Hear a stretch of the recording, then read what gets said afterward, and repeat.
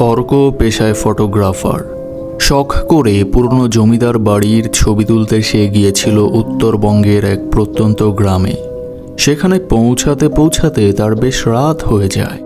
গ্রামের একমাত্র পিচ ঢালা রাস্তাটা যেখানে শেষ হয়েছে, সেখান থেকে মেঠো পথ ধরে আরও 2 মাইল হাঁটলে একটা পুরনো ডাক বাংলো।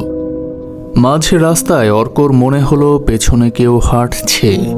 সে থামলে পেছনে শব্দটাও থেমে যায়। অর্ক ভাবল হয়তো মনের ভুল, কিন্তু বাতাসের ঝাপটায় যখন ঝোপঝাড়গুলো নড়ছে তখন সে স্পষ্ট শুনতে পেল খিলখিল করে হাসির শব্দ। শব্দটা কোনো মানুষের নয়, যেন ভাঙা টিনের ওপর পাথর ঘষার মতো কর্কশ। কোনো ক্রমে ডাক বাংলোয় পৌঁছে অর্ক হাফ ছাড়ল। কেয়ারটেকার বৃদ্ধ রহমত মিয়া তাকে একটা ঘর দেখিয়ে দিয়ে বলল, বাবা, যাই হোক না কেন মাঝরাতে বারান্দার দিকে তাকাবেন না, আর কেউ ডাকলে সাড়া দেবেন না। অর্ক এসব কুসংস্কারে বিশ্বাস করে না। সে হাত মুখ ধুয়ে শুয়ে পড়ল, কিন্তু রাত ঠিক 2টো নাগাদ তার ঘরের দরজায় মৃদু টোকা পড়ল।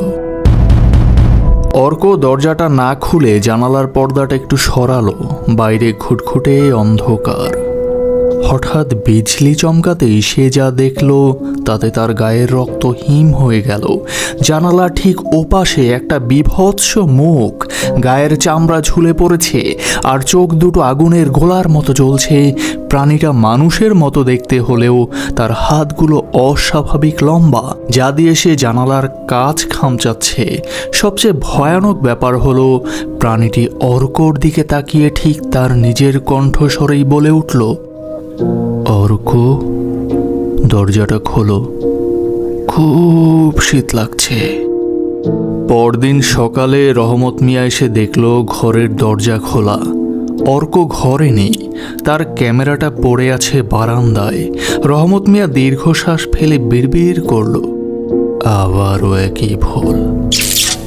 পুলিশ যখন 2 দিন পর পাশের দিঘি থেকে অর্কর দেহটা উদ্ধার করে, তখন দেখা গেল তার মুখে এক অদ্ভুত আতঙ্কের ছাপ। আর তার ক্যামেরার শেষ ছবিতে দেখা যায় অন্ধকারে একটা ছায়া অর্কর কাঁধে হাত দিয়ে দাঁড়িয়ে আছে, যার কোনো মাথা নেই।